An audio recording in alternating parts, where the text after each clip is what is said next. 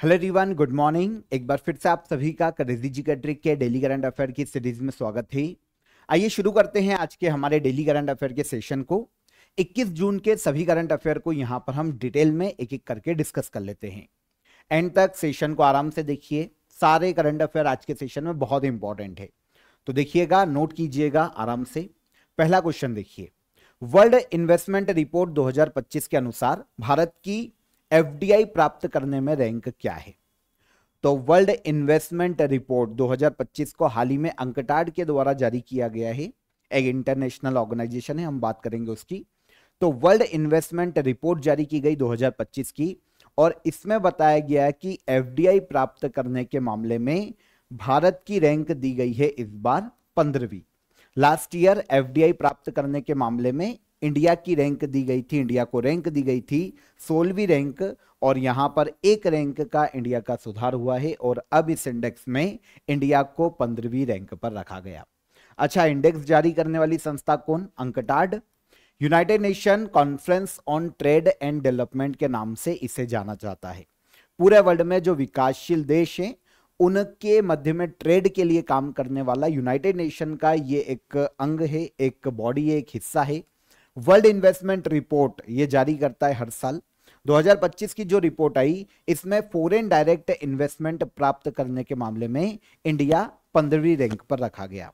मतलब last year अगर 16वीं rank थी तो कितनी रैंक की सुधार हुई है, यह भी क्वेश्चन पूछा जा सकता है। तो एक रैंक का यहां पर सुधार हुआ है। 2024 के डेटा के आधार पर एनालिसिस किया गया है इसे, और 2025 की रिपोर्ट है। तो 2024 के एफडीआई के आधार पर इसे निकाला गया। 2024 में भारत को ऑल ओवर 28 बिलियन अमेरिकी डॉलर का एफडीआई प्राप्त हुआ है इस रिपोर्ट के अनुसार। अब देखिए, सबसे ज्यादा एफडीआई किसको प्राप्त हुआ? तो पूरे वर्ल्ड में इस रिपोर्ट के अनुसार सबसे ज्यादा एफडीआई प्राप्त हुआ है यूएसए को, यूनाइटेड स्टेट को। 2023 में भी इसकी पहली रैंक थी और अब 2024 में भी इसकी पहली रैंक है।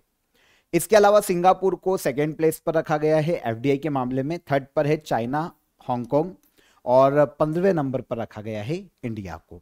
ठीक है, राशि देखें कितना एफडीआई प्राप्त हुआ, तो अभी मैंने आपको बताया 28 बिलियन अमेरिकी डॉलर की राशि हमको इस बार प्राप्त हुई है। ठीक है, तो वैसे लास्ट ईयर भी हमको 28 बिलियन अमेरिकी डॉलर ही प्राप्त हुआ था, और इस बार भी हमको 28 बिलियन अमेरिकी डॉलर ही मिला है एफडीआई के मामले में। तो वर्ल्ड इन्वेस्टमेंट रिपोर्ट अंकटाड के द्वारा हर साल निकाली जाती है। 1991 में इसे पहली बार निकाला गया था, पहली बार जारी किया गया था। अंकटाड के बारे में भी अगर हम बात कर लें, तो अभी मैंने आपको बताया डेवलप जितनी भी विकासशील या डेवलपिंग कंट्रीज है उनमें ट्रेड में भागीदारी को बढ़ावा देना इस संस्था का मुख्य उद्देश्य। 1964 में इसकी स्थापना की गई थी स्विट्जरलैंड के जेनेवा में, इसका हेडक्वार्टर है। और रेबेका ग्रेंसपान जो कि कोस्टा रिका के हैं, ये सेक्रेटरी जनरल के पद पर हैं अंकटाड के। सेकंड क्वेश्चन, चर्चा में रहा फ्रंट रनिंग शब्द किस क्षेत्र से संबंधित है? तो बहुत ही इंटरेस्टिंग क्वेश्चन है, इंपॉर्टेंट क्वेश्चन है, नोट कीजिएगा, क्योंकि आपको पता है एग्जाम में शब्दावलियां पूछी जाती है, जो ऐसे वर्ड सुर्खियों में होते हैं ना किसी भी सेक्टर के, वो पूछे जाते हैं। यहां पर बात हो रही है फ्रंट रनिंग की। ऐसा एक हमने रेबिट हॉप देखा था, अगर आपको याद हो तो, क्रिकेट का एक वर्ड था वो। तो यहां पर फ्रंट रनिंग की बात की जा रही है। अगर हम फ्रंट रनिंग की बात करें तो ये स्टॉक मार्केट से संबंधित एक शब्दावली, स्टॉक मार्केट से संबंधित एक वर्ड है। सेबी के अनुसार ये एक इलीगल एक्टिविटी है स्टॉक मार्केट की, जिसे कहा जाता है फ्रंट रनिंग। अच्छा, अभी सुर्खियों में क्यों है? तो IIFL सिक्योरिटीज ये कंपनी है, इसके फॉर्मर डायरेक्टर है संजीव भसीन। आपने भी नाम सुना होगा इनका काफी बार, अगर शेयर मार्केट में आप कभी ध्यान देते हो तो आपने संजीव भसीन का नाम सुना होगा। अभी सेबी ने इनको और 11 लोगों को मिलाकर इन पर बैन लगाया है। ठीक है ना, संजीव भसीन पे भी बैन लगाया गया और 11 और लोगों पर भी बैन लगाया गया। इन पर आरोप है शेयर में गड़बड़ी करने का, और इसके अलावा फ्रंट रनिंग का इन पर आरोप लगाए। तो इसके आधार पर सेबी ने इन पर बैन लगाया। अब बैन से क्या होगा? बैन से होगा ये कि शेयर मार्केट में ये ट्रेड नहीं कर पाएंगे, शेयर मार्केट से जुड़ी कोई भी सर्विसेज या बिजनेस ये नहीं दे पाएंगे, जैसे एडवाइजर के रूप में काम करते थे तो वो भी बंद हो जाएगा। किसी को सलाह नहीं दे सकते इन्वेस्टमेंट की। स्टॉक मार्केट से जुड़ा हुआ कोई भी पोस्ट ये होल्ड नहीं कर पाएंगे। मतलब पूरी तरीके से इन पर बैन लगा दिया गया। तो यहां पर फ्रंट रनिंग क्या है, किस केस में इनका नाम आया है, अगर हम वो समझे, उस वर्ड पर ध्यान दें, तो एक्चुअल में होता क्या है कि मान लो कोई एक एडवाइजर है जिसका नाम ए है। अब ये एडवाइजर ने क्या किया है कि बहुत बड़े जो शेयर मार्केट के चैनल्स चलते हैं, आप सभी जानते होंगे, 2-3 ऐसे चैनल हैं जिन पर संजीव भसीन आते थे।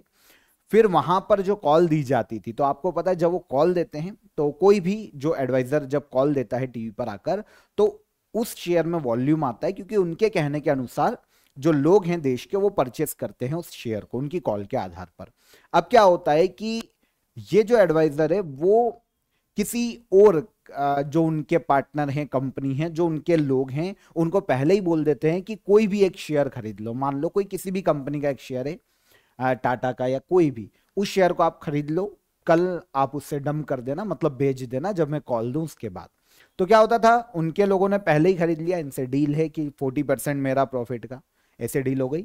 अब उन कंपनियों ने या इनके जो साझेदार है उन्होंने उस शेयर को खरीद लिया। अब जब अगले दिन आकर टीवी पर वो कॉल देते हैं किसी भी शेयर की, तो उस शेयर में वॉल्यूम आता है, और जब वॉल्यूम आता है तो शेयर का प्राइस हाई होता है, उठने लगता है, क्योंकि एक साथ इंडिया के मान लो कि 50 लाख लोगों ने भी वो शेयर खरीदा उनके कहने पर देखकर, तो एकदम से स्टॉक में आता है बूम।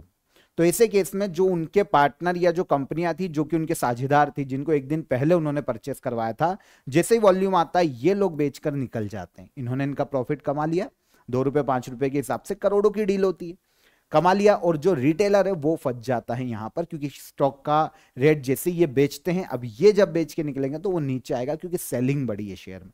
तो जो रिटेलर है वो फंसते हैं। तो सेबी का काम ही क्या है, जो शेयर मार्केट के रिटेलर्स हैं, जो काम करते हैं, उनके अधिकारों की रक्षा करना। तो इसीलिए आईआईएफएल सिक्योरिटीज के पूर्व डायरेक्टर संजीव भसीन पर अभी बैन लगा दिया गया है सेबी के द्वारा। तो आई होप आपको फ्रंट रनिंग वर्ड का मतलब भी समझ में आ गया होगा। एक इलीगल एक्टिविटी है शेयर मार्केट की फ्रंट रनिंग।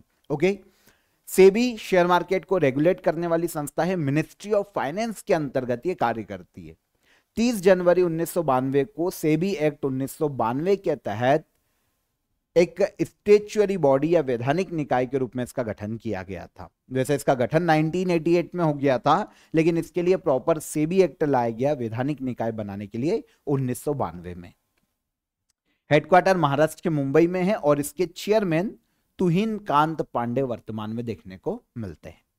आपको पता है सेबी के सबसे पहले चेयरमैन डॉक्टर ए दवे थे, और फर्स्ट वीमेन प्रेसिडेंट की बात करें, चेयरमैन की बात करें, तो ये माधवीपुरी बुच, जो कि तुहिन कांत पांडे के पहले रही है, पहली महिला अध्यक्ष है सेबी की, और अभी प्रेजेंट अध्यक्ष है तुहिन कांत पांडे। तो आई होप आपको ये वर्ड भी समझ में आ गया होगा, फ्रंट रनिंग, है ना, इंटरेस्टिंग था। आगे बढ़ने से पहले एक बार फिर आपको इन्फॉर्म कर देता हूं, आप सभी को पता है, कल भी मैंने आपको ऑफर ऑफ द डे में बताया था, जनवरी 2024 से लेकर जून 2025 तक के 1000 करंट अफेयर एमसीक्यूज फॉर्म में हिंदी और इंग्लिश दोनों ही लैंग्वेज में यहां पर आपको अवेलेबल है विथ डिटेल एक्सप्लेनेशन। आप इसको ज्वाइन कर सकते हैं काफी अफोर्डेबल प्राइस में। देखिए, जितनी भी स्टेट की एग्जाम होने वाली है, सेंट्रल की एग्जाम होने वाली है, चाहे वो दिल्ली एसआई हो, बिहार एसआई हो, सेंट्रल में ग्रुप डी की एग्जाम हो, एसएससी सीजीएल हो, सब में आपको 1.5 साल का करंट अफेयर पूछा जा रहा है। तो आपके मोस्टली जो एग्जाम में क्वेश्चन आएंगे ना, वो आपको यहीं से देखने को मिल जाएंगे। 1000 करंट अफेयर आपको एमसीक्यूज फॉर्म में मिल जाएंगे, आपको डिटेल एक्सप्लेनेशन मिल जाएगा। यहां पर आप इसका देख सकते हैं पीडीएफ को, इस तरीके से आपकी पीडीएफ है, आपको डिटेल एक्सप्लेनेशन मिल जाएगा एमसीक्यूज के साथ। तो आप इसे ज्वाइन कर सकते हैं काफी अफोर्डेबल प्राइस में अभी के लिए। मैंने आपको डिस्क्रिप्शन में इसकी लिंक दे दी है, वहां पर जाकर आप इसे इजीली अवेल कर सकते हैं। ओके, इसके अलावा चेकआउट कीजिएगा एप्लीकेशन को, क्योंकि आपको डेली करंट अफेयर की पीडीएफ की जरूरत पड़ेगी और वो आपको एप्लीकेशन पर मिलेगी। आज जरूरत पड़ेगी, आगे क्वेश्चन में आपको समझ में आ जाएगा क्योंकि आपको जरूरत क्यों है। चलिए अगला क्वेश्चन देखते हैं। मिनिस्ट्री ऑफ ट्राइबल अफेयर्स के द्वारा भगवान बिरसा मुंडा अवार्ड किस उद्देश्य से शुरू किया गया? तो एक अवार्ड की शुरुआत की गई है मिनिस्ट्री ऑफ ट्राइबल अफेयर्स के द्वारा। अवार्ड का नाम क्या है? भगवान बिरसा मुंडा अवार्ड। इसे शुरू करने का श्रेय दिया जाता है मिनिस्ट्री ऑफ ट्राइबल अफेयर्स को। यह शुरू किया गया है ताकि सिकल सेल के लिए मेडिसिन या वैक्सीन पर रिसर्च की जा सके, for research on sickle cell drugs. इसके लिए मिनिस्ट्री ऑफ ट्राइबल अफेयर ने शुरू किया है भगवान बिरसा मुंडा अवार्ड। आईआईटी दिल्ली के साथ मिलकर इस अवार्ड को लॉन्च किया गया। आईआईटी दिल्ली बोल रहा हूं, एम्स दिल्ली के साथ मिलकर इस अवार्ड को शुरू किया गया है। अवार्ड का उद्देश्य जो भी कंपनियां हैं वो सिकल सेल की दवा को विकसित करने के लिए काम करें। अगर वो सिकल सेल की दवा को विकसित कर लेती है तो उस कंपनी को 10 करोड़ का फंड दिया जाएगा ताकि वो आगे उस दवा पर रिसर्च का काम कर सके और अलग से अनुसंधान कर सके। तो 10 करोड़ रुपए की राशि दी जाएगी मिनिस्ट्री ऑफ ट्राइबल अफेयर्स के द्वारा सिकल सेल एनीमिया के खिलाफ जो ड्रग बनाई जाएगी, जो मेडिसिन बनाई जाएगी, वैक्सीन बनाई जाएगी, उसके लिए। ठीक है, मिनिस्ट्री ऑफ ट्राइबल अफेयर और एम्स दिल्ली ने मिलकर इस प्रोग्राम को लॉन्च किया है। प्रोग्राम का जो नाम है वो जनजाति गौरव झारखंड के बिरसा मुंडा के नाम पर रखा गया है, जो कि एक फ्रीडम फाइटर रहे हैं, है ना। भगवान बिरसा मुंडा के नाम से पुकारा जाता है, ट्राइबल हीरो। इनके नाम पर इस योजना का नाम रखा गया। अच्छा, सिकल सेल एनीमिया के बारे में मैंने आपको पहले भी बताया था, याद है आपको? एक जेनेटिक ब्लड डिसीज है सिकल सेल एनीमिया, जिसमें जो रेड ब्लड सेल्स होता है ना, उसकी जो आकृति है वो हंसिए के जैसी हो जाती है, सिकल के जैसी, जबकि उसके रहना गोल चाहिए। ये एक वंशानुगत होता है ना, आनुवंशिक बीमारी है, जेनेटिक्स की बीमारी है, बचपन से हो जाती है माता के गर्भ से। तो बॉडी में रेड ब्लड सेल्स जो है वो आकार बदल लेते हैं, हंसिए या दराती के आकार के, सिकल के आकार के हो जाते हैं, जिससे आगे चलकर काफी प्रॉब्लम होती है। एक तो रेड ब्लड सेल्स की जो उम्र है वो कम होती है, नॉर्मली 120 दिन तक ये जीते हैं, लेकिन उस केस में फिर 10-20 दिन में टूटने लगते हैं। तो आरबीसी ब्लड में कम होने लगता है, थकान आती है और फिर दूसरी बीमारियां भी बहुत सारी होती है। World sickle cell anaemia day ये मनाया जाता है 19 जून को। इसके बारे में हमने पढ़ा था। सिकल सेल एनीमिया के प्रति लोगों को अवेयर करना इस डे को मनाए जाने का मुख्य उद्देश्य है। सबसे पहली बार यूनाइटेड नेशन जनरल असेंबली ने 22 दिसंबर 2008 को इसे मान्यता दी थी और पहली बार यह 19 जून 2009 में मनाया गया। 2025 में वर्ल्ड सिकल सेल डे की थीम की बात करें तो global action, local impact, empowering communities for effective cell advocacy, world sickle cell day की थीम है 2025 में। भारत ने पहली बार लोकोमोटिव का निर्यात किस देश को किया है? पहली बार इंडिया ने लोकोमोटिव्स को एक्सपोर्ट किया है अफ्रीकी देश गिनी को। अच्छा, लोकोमोटिव्स जानते हैं ना, इंजन है ना, रेल के जो इंजन है जो कि रेल को खींचते हैं, डब्बों को जो खींचते हैं, तो चाहे वो इलेक्ट्रिसिटी से चलते हो, कोयले से चलते हो, तो ये जो इंजन है इन्हें कहा जाता है लोकोमोटिव्स। तो भारत ने पहली बार लोकोमोटिव्स को एक्सपोर्ट किया है अफ्रीकी देश गिनी को।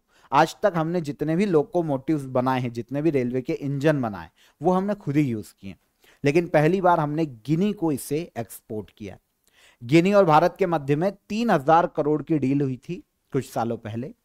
ठीक है, इस 3000 करोड़ की डील के तहत भारत गिनी को 3 साल में 150 लोकोमोटिव्स का निर्यात करेगा। 2025-26 में 37 लोकोमोटिव्स भेजेगा, नेक्स्ट ईयर 82 और फिर 2027-2028 में 31 और लोकोमोटिव्स भेजे जाएंगे। तो पहली बार हमने लोकोमोटिव्स एक्सपोर्ट किए हैं किसको? ये एक्सपोर्ट किए हैं गिनी को, और ये सब बनाए जा रहे हैं मडोरा रेल लोकोमोटिव फैक्ट्री में, जो कि बिहार के सारण जिले में स्थित है। क्यूएस वर्ल्ड यूनिवर्सिटी रैंकिंग 2026 में भारत की टॉप यूनिवर्सिटी कौन सी रही? देखिए, क्यूएस वर्ल्ड यूनिवर्सिटी रैंकिंग जो आती है ना, तो वो नेक्स्ट ईयर के लिए निकालता है रैंकिंग। तो अब जब आप यहां पर सुन रहे हो ना 2026, तो वो 2026 के लिए ही रैंकिंग अभी आई है।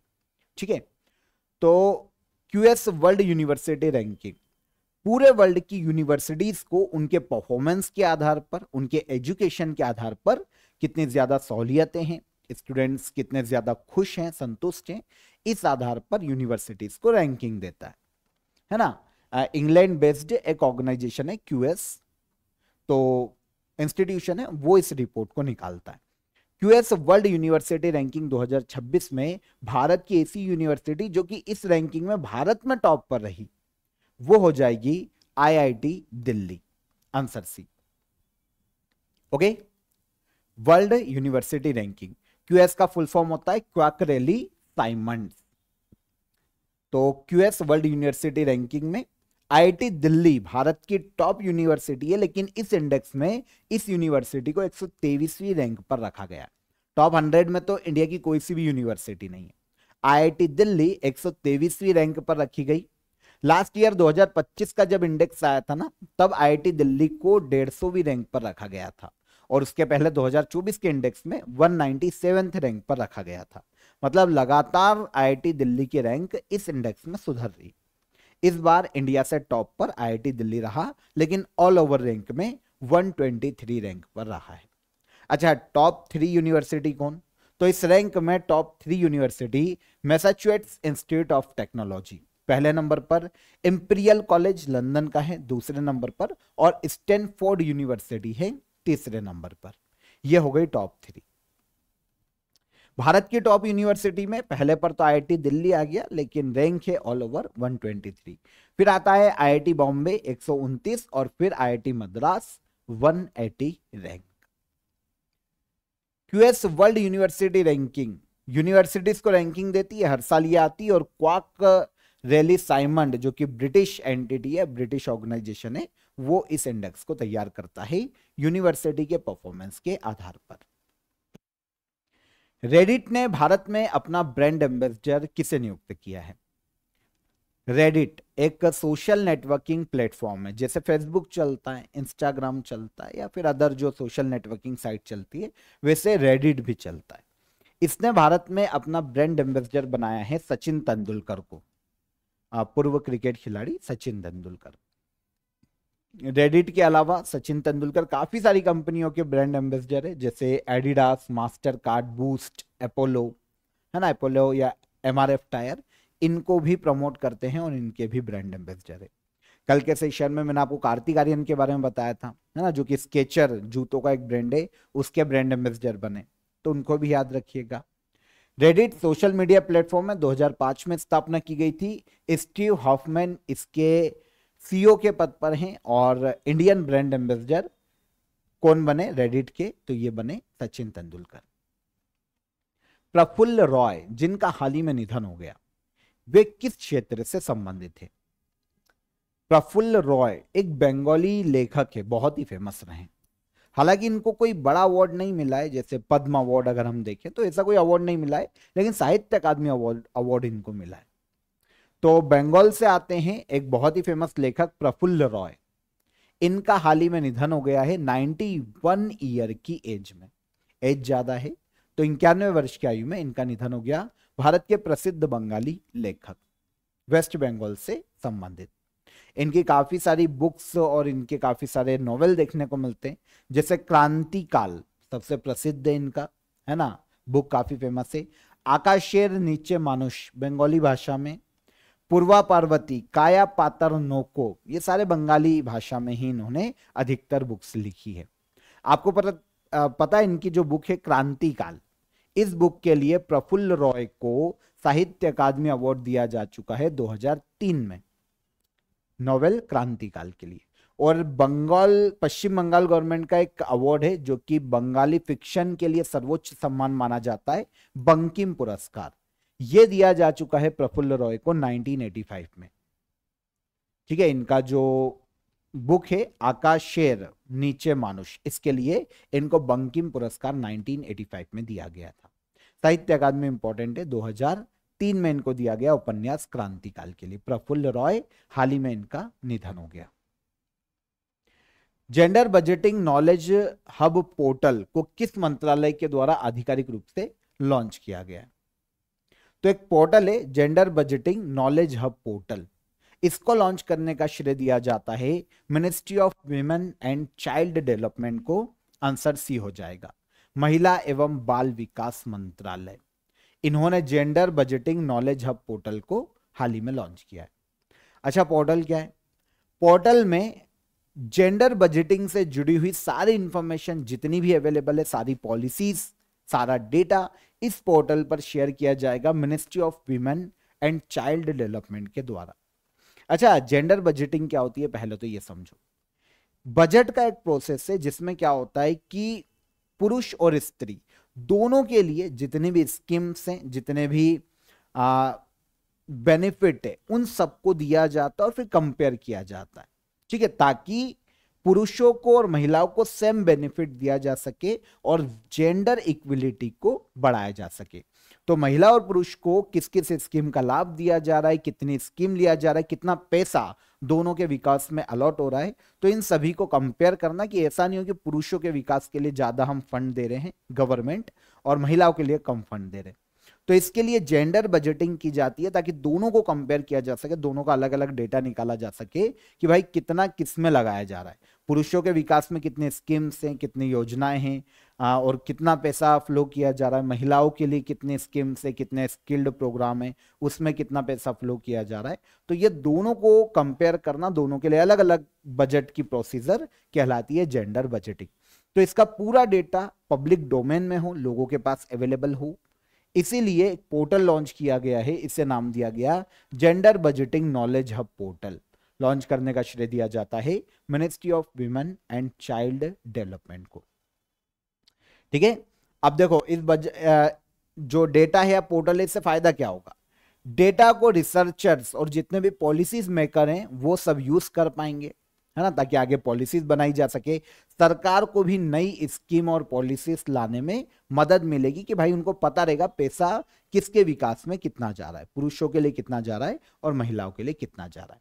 तो ये मुख्य उद्देश्य gender budgeting knowledge hub portal को लॉन्च किए जाने का। यहां पर एक इंटरेस्टिंग डेटा रिलीज किया है गवर्नमेंट ने कि 11 सालों में इंडिया का जो जेंडर बजट है वो 4.5 गुना तक बढ़ा है। 2014-15 तक महिलाओं के लिए केवल 0.98 लाख करोड़ रुपए का बजट बनाया जा रहा था, जो कि अब 10 साल बाद 4.49 लाख करोड़ रुपए का हो गया है महिलाओं के लिए।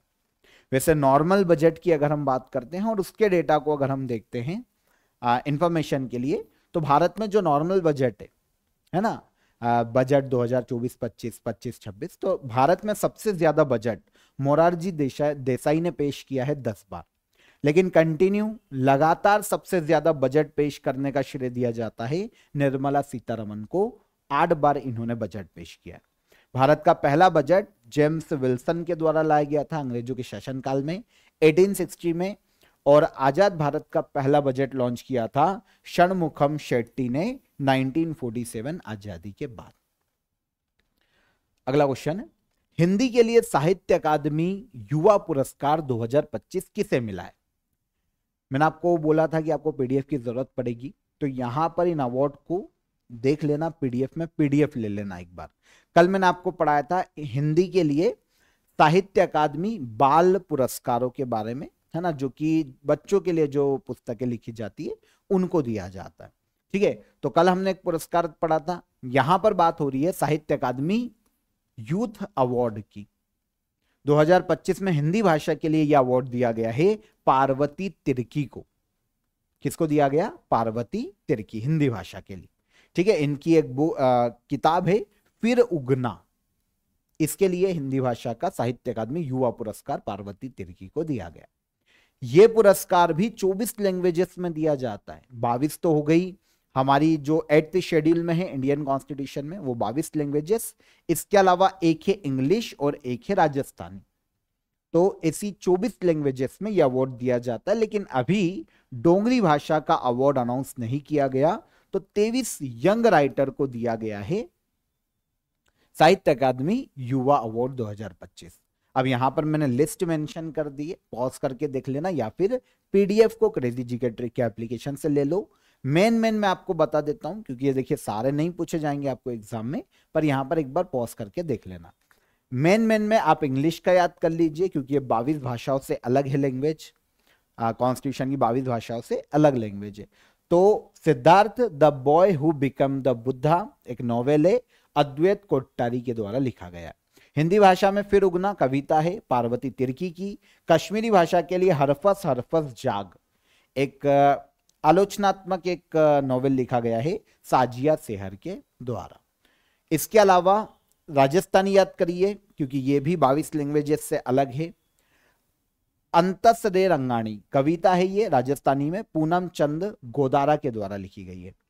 तो इनको याद कर लीजिएगा और बाकी पॉज करके एक बार इन सबको देख लीजिएगा या पीडीएफ में देख लीजिए। और साहित्य अकादमी युवा अवार्ड की अगर हम बात करें तो साहित्य अकादमी अवार्ड देता है हर साल, जैसे बाल पुरस्कार भी दिए जाते हैं, हर साल दिए जाते हैं 35 साल से कम आयु के लेखकों को 24 भाषाओं में। 2011 में इन अवार्ड्स की शुरुआत की गई थी। आगे last question, international yoga day 2025 की थीम क्या है? आप सभी को पता है आज है इंटरनेशनल योगा डे। वैसे हम जब थीम को लॉन्च किया गया था तब हमने इसकी बात की थी, लेकिन आज इंटरनेशनल योगा डे है तो हम एक बार फिर से थीम देख लेते हैं।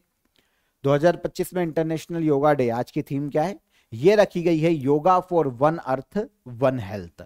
आंसर हो जाएगा answer C, world yoga day 2025। तो वर्ल्ड योगा डे मनाया जाता है हर साल 21 जून को। सबसे पहली बार यूनाइटेड नेशन के द्वारा इसे 2014 में मान्यता दी गई थी, लेकिन पहली बार मनाया गया 21 जून 2015 को। इस साल 11th योगा डे मनाया जा रहा है आज के दिन। पूरे वर्ल्ड में योगा को प्रमोट करना, लोगों को इसके प्रति अवेयर करना, देशों को इसके प्रति अवेयर करना वर्ल्ड योगा डे मनाए जाने का मुख्य उद्देश्य है।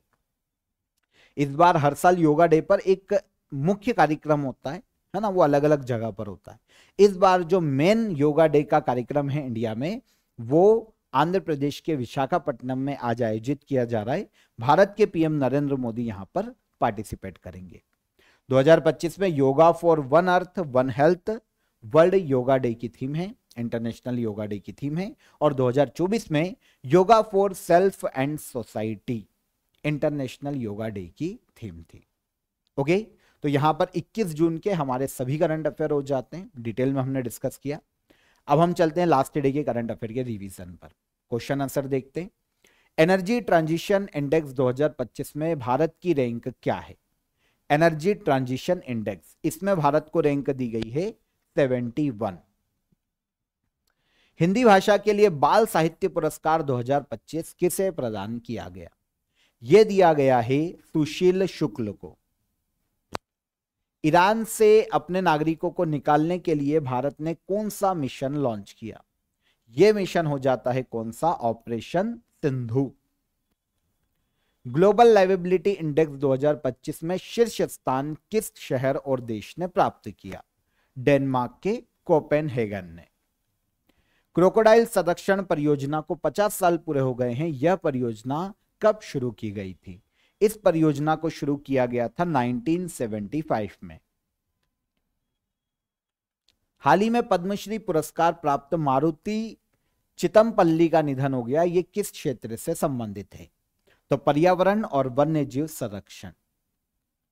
स्केचर ने अपना नया ब्रांड एम्बेसडर किससे बनाया? तो ये बने हैं कार्तिक आर्यन। पहले जसप्रीत बुमराह पहले से हैं। पहली बार आयोजित होने वाली शूटिंग लीग ऑफ इंडिया किसके द्वारा आयोजित की जाएगी? National rifle association of India के द्वारा। बराक मोगेन, जिसे लाइटिंग शील्ड के नाम से जाना जाता है, किस देश का एयर डिफेंस सिस्टम है? यह इजराइल का एयर डिफेंस सिस्टम है। और गूगल ने अपना दुनिया का चौथा और एशिया का पहला सेफ्टी इंजीनियरिंग सेंटर कहां पर लॉन्च किया? तो तेलंगाना के हैदराबाद में। ओके, तो ये सारे करंट अफेयर कल के सेशन के हैं। अब हम आ जाते हैं क्वेश्चन ऑफ द डे के आंसर पर। किस वायसराय के कार्यकाल में इंडियन काउंसिल एक्ट 1909 आया था? तो ये लॉर्ड मिंटो के समय में आया था। इसे मार्ले मिंटो सुधार कहा जाता है क्योंकि लॉर्ड मिंटो 1909 में भारत के वायसराय थे और लॉर्ड मार्ले इस वक्त भारत सचिव के पद पर थे।